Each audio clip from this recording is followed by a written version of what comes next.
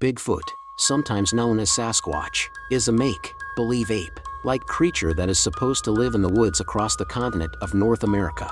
Anecdotal reports of sightings, as well as supposed video and audio recordings, pictures, and casts of huge footprints, have been among the many questionable pieces of evidence that have been presented to demonstrate the existence of Bigfoot. Some of them are known to be hoaxes or have been admitted to being such. There are stories spoken throughout the world about wild humanoids covered in hair, and similar creatures may be found in the folklore of North America, including the mythologies of the indigenous people that live there. A persistent component of mainstream society, the Bigfoot legend is a cultural touchstone revered by members of the cryptozoology subculture. The vast majority of mainstream scientists have, throughout history, thought that Bigfoot does not exist. Instead, they believe that the legend of Bigfoot is the result of a combination of folklore, misidentification, and hoaxes, rather than a live animal. According to folklorists, the phenomena of Bigfoot can be traced back to several different reasons and sources, including native cultures, the wild man figure in European folklore, and folk stories. Wishful thinking, a cultural rise in environmental concerns, and an overall increase in society's understanding of the topic have all been identified as additional elements of this issue. Other creatures with relatively similar descriptions are said to inhabit various regions throughout the world. These include the skunk ape of the southeastern United States, the almas, yeren, and yeti in Asia, and the Australian yowie. All of these creatures are also deeply ingrained in the cultures of their respective regions. Bigfoot is typically described as a huge, musculature, bipedal, ape-like monster that is covered with either black, dark brown, or dark reddish hair. A height of around 1.8, 2.7 meters, 9 feet, has been estimated based on anecdotal tales, but some descriptions have the monsters standing as tall as 3.0, 4.6 meters, 15 feet. Some purported sightings of Bigfoot depict the creature as having a more man-like appearance, complete with a human-like face. In 1971, numerous people in the Dallas, Oregon, submitted a police report describing an overgrown ape. One of the men claimed to have sighted the creature in the scope of his rifle, but that he could not bring himself to shoot it because it appeared more human than animal. Skeptics believe that common descriptions of the creature, such as broad shoulders, no visible neck, and extended arms, are misidentifications of a bear that is standing upright. Several purported nocturnal sightings of the monster have described its pupils as appearing to glow yellow or red. However, humans and any other known apes do not have eyeshine. As a result, possible reasons for apparent eyeshine off of the ground in the forest include owls, raccoons, or possums perched in vegetation. History. According to the historian David Daegling, these legends existed a long time before modern sightings of Bigfoot. Many indigenous tribes across the continent of North America feature tales of enigmatic hair-covered monsters that live in forests. The specifics of these tales varied not only from region to region but also from family to family within the same community. Petroglyphs at a location in central California known as Painted Rock, which were carved by a tribe of Yokuts and are believed by some to show a group of Bigfoot known as the Family, were discovered on the Tule River Indian Reservation. It is estimated that the oldest of the glyphs are between 500 and 1,000 years old, and the local tribespeople refers to the largest of the glyphs as Hairy Man.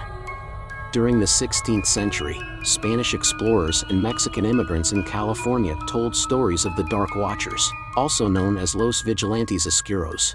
These were huge animals that were said to prowl their encampment during the night. In the year 1721, a French Jesuit priest was living among the Natchez people in the area that is now known as Mississippi. During this time, the priest heard tales about hairy animals in the forest that were known to scream and steal livestock. Robert Pyle, an ecologist, contends that most civilizations include narratives of human-like giants in their folk history, suggesting a longing for some larger-than-life monster. Citation needed. There was a unique moniker for the beast that was depicted in such legends in every one of the world's languages. Other names reflect frequent acts that it was reported to conduct, such as devouring clams or shaking trees.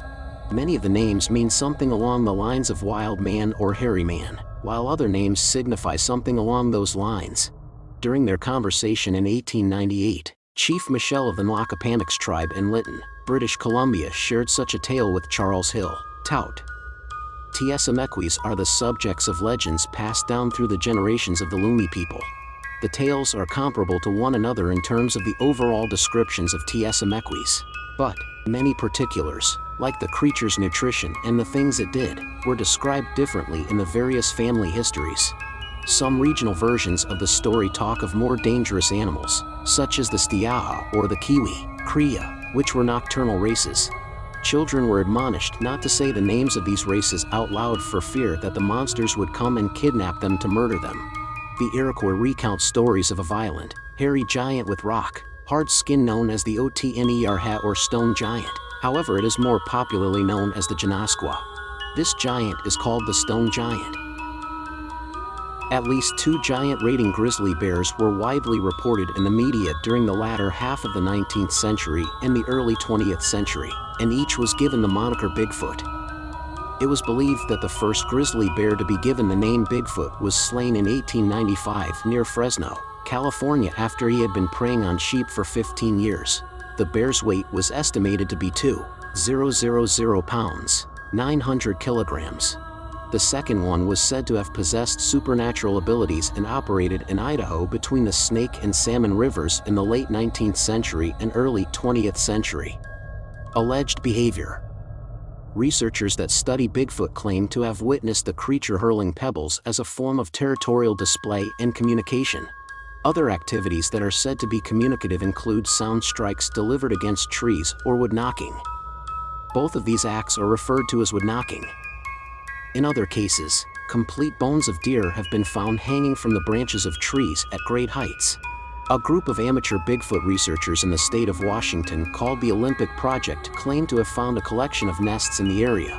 They commissioned primatologists to examine the nests, and the primatologists concluded that the nests appear to have been created by a primate. Many alleged sightings are reported to occur at night, leading to some speculations that the creatures may possess nocturnal tendencies. However, experts find such behavior untenable in a supposed ape, or human-like creature, as all known apes, including humans, are diurnal, with only lesser primates exhibiting nocturnality. Most anecdotal sightings of Bigfoot describe the creatures allegedly observed as solitary, although some reports have described groups being allegedly observed together. How was the video? Do you like it? Post your precious feedback in our comments section below, and don't forget to subscribe to our YouTube channel.